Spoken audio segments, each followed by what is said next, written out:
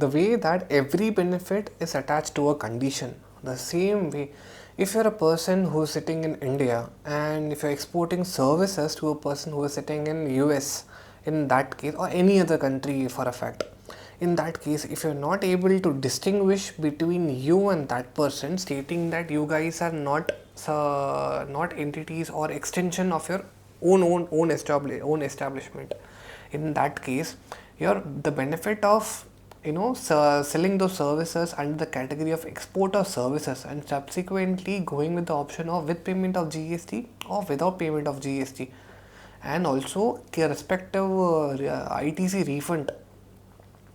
refund will be denied.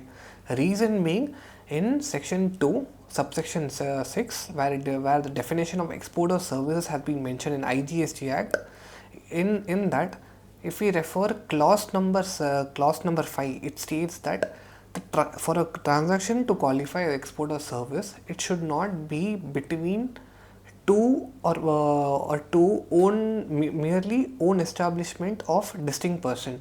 Now, in a way, being very simple as that, let's take a foreign company has an extension in India, own extension by way of subsidiary or by way of a branch. In certain cases, will it qualify as export or services if in the Indian branch is selling services to the foreign company? Now, regarding this case, there are few circulars, and there is also a notification which clarifies this.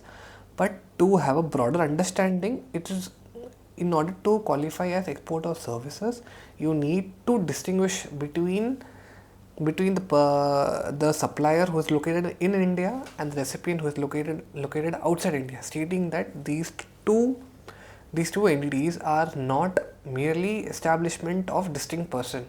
Now let's break it down in simple way. Let's understand how it actually works.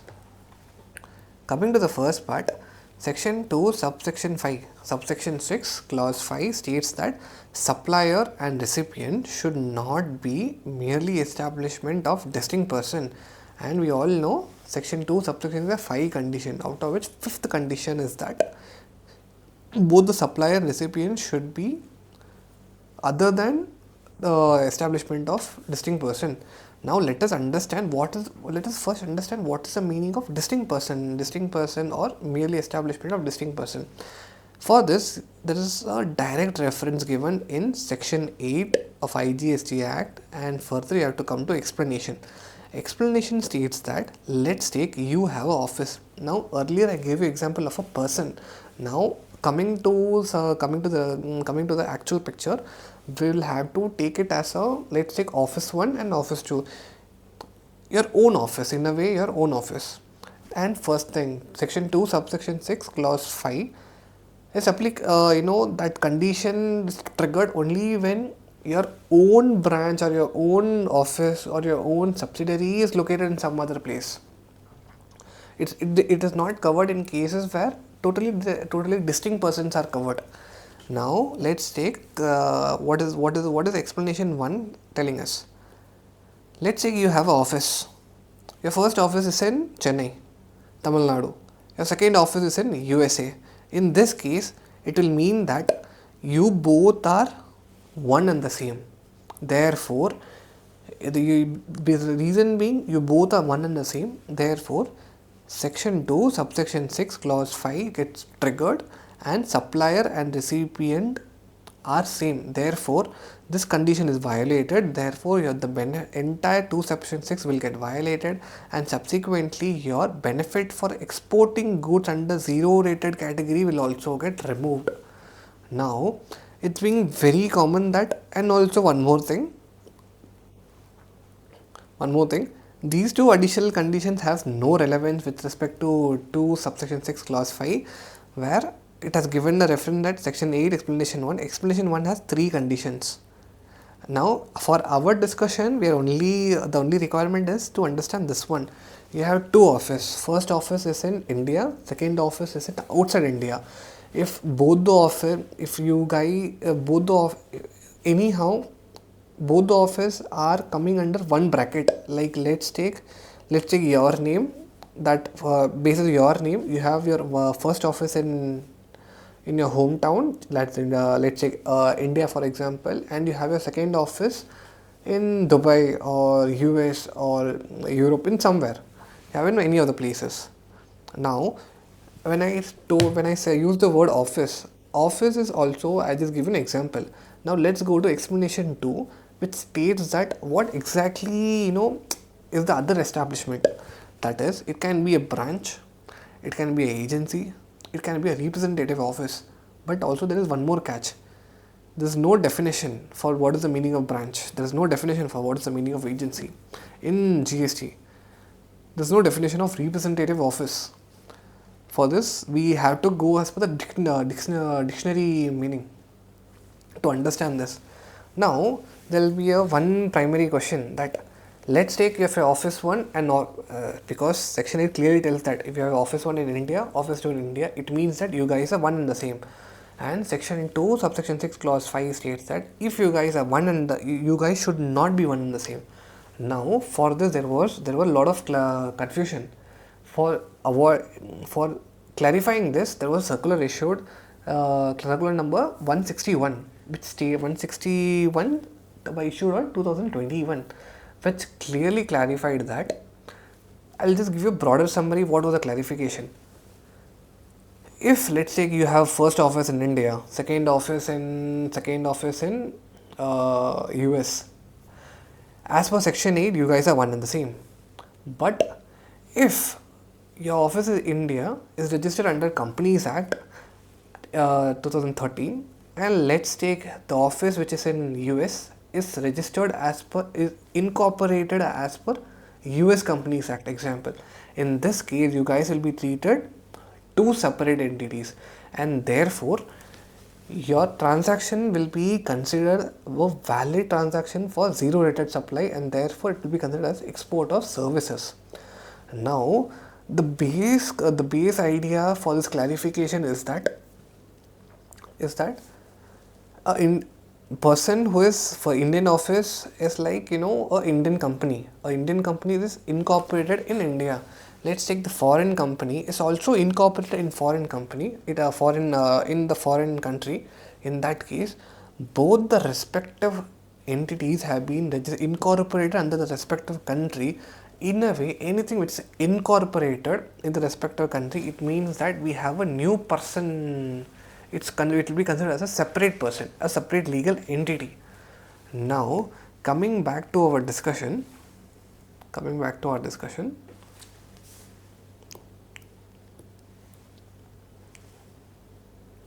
Let's take, so what will happen if you supply services by an Indian establishment to its own foreign component or counterpart? In that case, will it not be considered as export of service? The answer is yes, then the answer is no. When it will be considered export of service? Only when you are able to prove that you guys are separate. How can you prove that you guys are separate? By showing that the one office which is in India is incorporated as per Indian Companies Act, and the office which is situated in US is incorporated as per US Companies Law. Once you can prove that, or you can prove that, it will be termed as you guys are different, and therefore the net conclusion will be that it will be considered as export of services. Now the main catch is that what will happen if your own office which is in US is not registered? Not registered in a way like it's not incorporated under any other foreign laws. In that case, will the transaction, first thing, that is definitely not going to be covered under export of services. Now the second question should be, what is the further action to be taken? Will the transaction will be taxable at the respective service rate, like 18% or 12% or 28% respectively?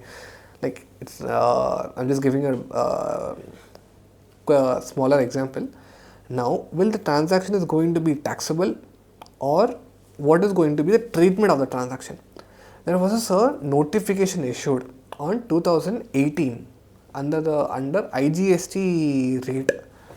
The notification clearly stated that In this sort of combination, where where you have two offices, one is in India, one is in US or any other foreign country.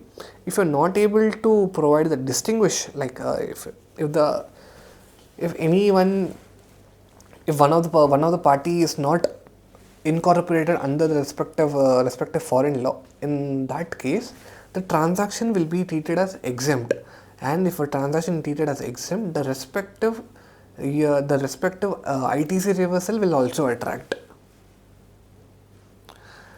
because see, notification 15/2018 stated that IGST rate office number 1. Yeah, okay. Your first office is in India, it's incorporated under the Indian Companies Act, and if your second office, let's say it is in USA, it is not incorporated under any foreign act. In that case, it will not be considered as a separate person under CGST. Therefore, it will not be considered. Therefore, the transaction is going to be concluded as exempt, and you have to report it under respective exempt tables. Let's take for example in GST 3B table 3.1.c, you will be reporting it over there, and accordingly the respective 4B1 rule 42/43 reversal will also get attracted over here. Now this is regarding section 2 subsection 6 clause 5.